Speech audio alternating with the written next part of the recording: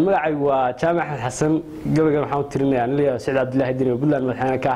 oo la hadeerna Soomaaliya musharax ah cid musharax weeyaan u garan maaye anagoo tafaaxaydanay oo toos u dirirana goortii aan tolay dhahnay taarka qabadsiinay todobada hartiga oo u dhameeyay si dhacay 70 kun oo wiltirada wax dheerayde ragii shayna taageersanaa waa tabtii waliye ma jirteen tolbaan ahaydina waa iska tagayaa afka hadalka laga tuurayo iyo tooqiya faanka TikTok iyo kuwa media fadhiya loo sheego danina waxaan leeyahay dani tartankiisa kursiga meel fog baa loogu tagayaa tartankiisa kursiga meel fog baa loogu tagayaa taageerana waxa kuugu filan tarantii daarood adigoo sotolka wadan hadda xamar u taahayso cid kale oo ku tabantaabsiyo tuhunku waa been waa tooriya ashay martiya tacab qasaarkii ninkii timirta naga gooyay ee tiinka nagu beeray ee maxamed shay tuuray baa tay Saciidow taladaadi baa uraysa taladaadii oo tuurta ku surane allaba waxa taransatiya taash lagu xidhay taariikhdii baalmadow kaaga tabiyeen kolkuu turunturoodu sayn rag taagsada socde talaabada halka dhigayso waa baraan ku toosnayna tuka baalcad adigoo noqon toos u sugayna